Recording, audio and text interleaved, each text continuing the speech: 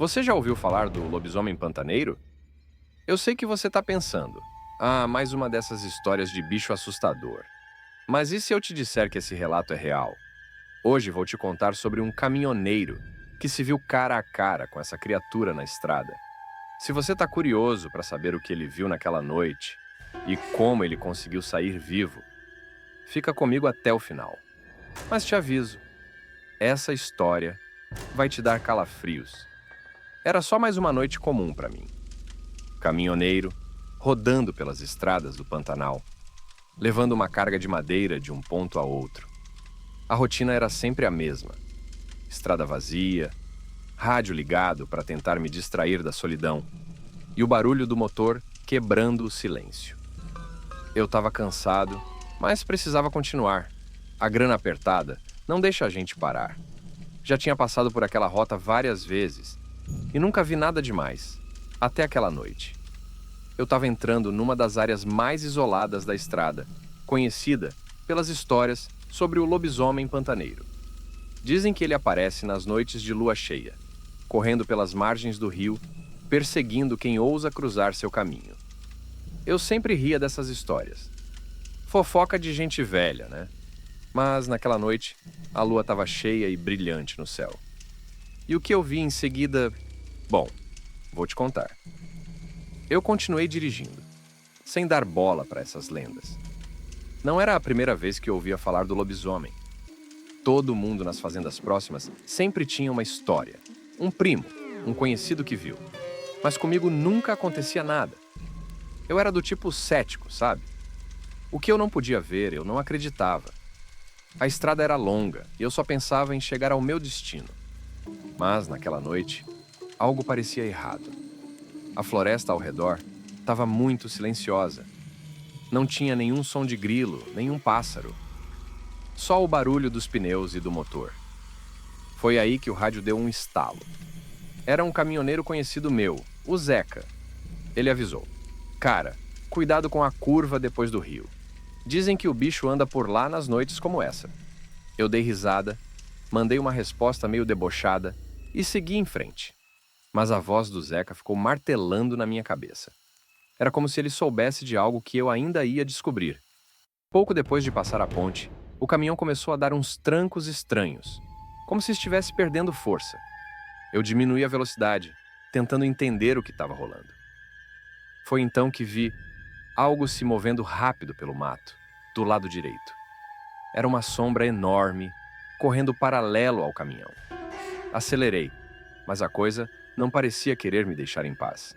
E pela primeira vez em muito tempo, senti um medo real. Não era minha mente pregando peça. Aquilo estava lá, eu sabia. O caminhão começou a chiar e o farol deu uma piscada. E foi aí que vi. A coisa saiu da sombra e atravessou a estrada na minha frente. Era alto, muito mais do que um homem, com o corpo coberto de pelo grosso e os olhos brilhando num tom amarelo. Eu não queria acreditar, mas o que estava na minha frente não era um lobo nem um homem. Era o tal lobisomem pantaneiro. A criatura me encarou por uns segundos e eu congelei. Senti o coração parar no peito. A cabeça dizia para correr, mas as mãos tremiam no volante. Quando eu achei que a coisa ia pular no caminhão, ela sumiu na mata de novo. Mas eu sabia que aquilo não tinha acabado. A sensação de que eu estava sendo caçado continuava.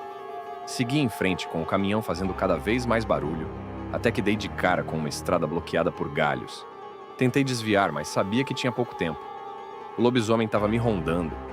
Eu podia ouvir os passos pesados entre as árvores, o rosnado grave que parecia vir de todos os lados. Finalmente a coisa saiu da mata de novo, mais perto do que antes. Era agora ou nunca. Eu sabia que se parasse estava acabado. Acelerei com tudo, mesmo com o caminhão tremendo e quase capotando. O lobisomem correu ao lado, tentando alcançar a cabine. Eu podia ver os dentes brilhando na luz do farol. Só tinha uma saída. Ou eu passava direto, ou o bicho me pegava. E eu não estava afim de virar mais um desaparecido do Pantanal. Com o coração na garganta, acelerei com tudo e passei pelos galhos, arrebentando o que estava na frente. O lobisomem quase conseguiu pular na cabine, mas algo pareceu impedi-lo. como se ele não pudesse passar de um certo ponto. Quando olhei pelo retrovisor, ele tinha desaparecido. O motor voltou ao normal, mas eu sabia que aquilo não era o fim. O lobisomem não tinha desistido de mim. Ele só estava me deixando escapar, por enquanto. Com a estrada livre, segui em frente, tremendo de nervoso. Tudo que eu queria era chegar na cidade e sair daquela área. Quando finalmente vi as luzes da fazenda, senti um alívio, mas sabia que algo dentro de mim tinha mudado. Eu não era mais o mesmo cara que entrou naquela estrada, achando que lendas eram só histórias. Eu tinha encarado algo real, algo que não fazia sentido, mas estava lá. Cheguei ao meu destino, mas não consegui tirar a imagem daquela criatura da cabeça. Se você gostou dessa história e quer mais relatos sombrios das estradas, não esquece de curtir, seguir, comentar o que achou e compartilhar com os amigos. Era mais uma dessas noites quentes do Pantanal. Eu estava só na minha, dentro da cabine, com o ar-condicionado quebrado e o rádio que só pegava estática. Sabe como é? A vida de caminhoneiro é assim. Longas horas de estrada, solitário com meus pensamentos.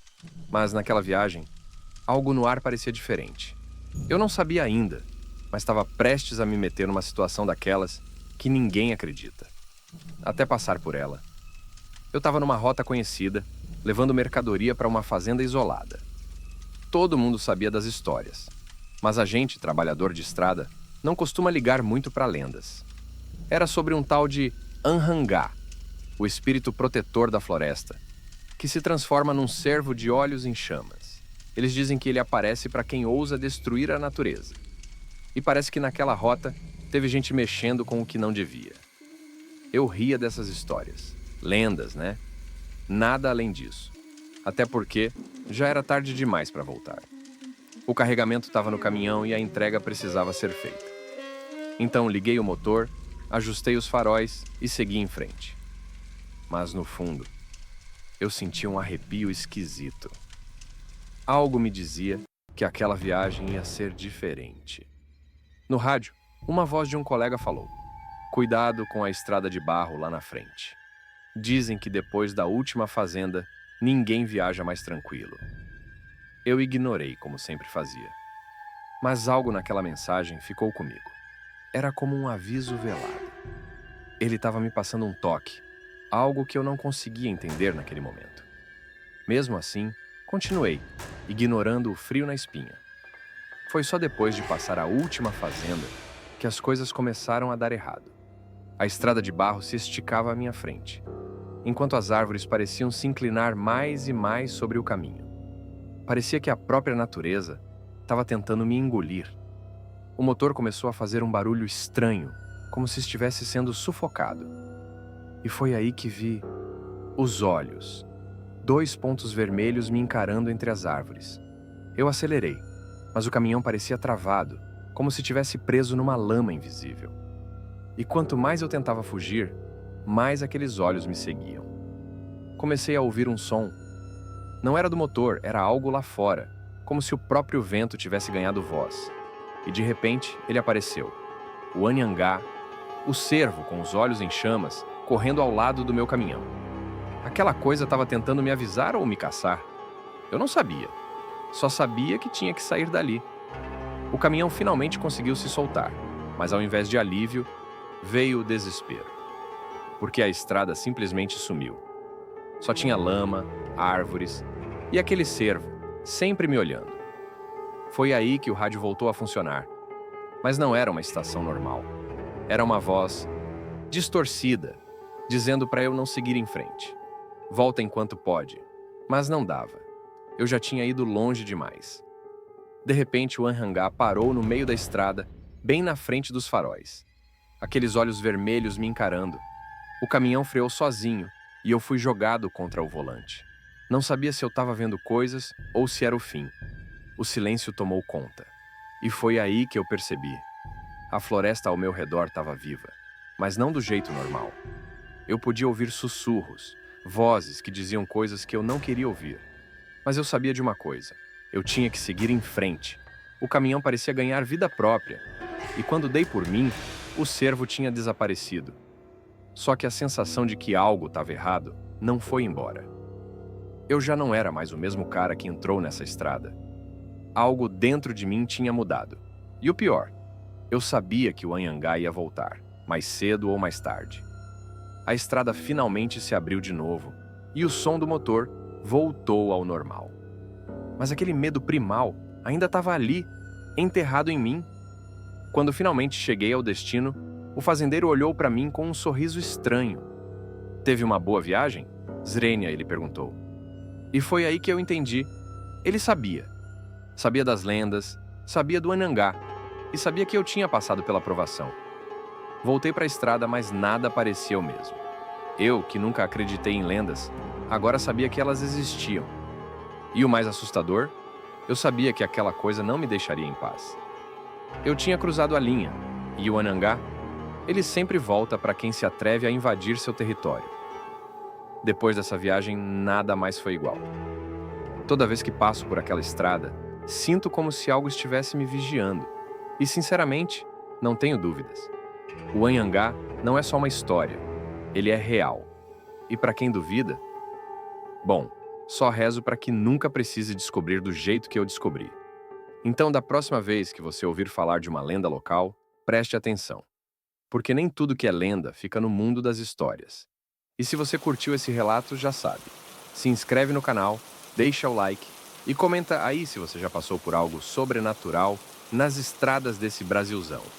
Nos vemos na próxima, se o Anhangá me deixar voltar.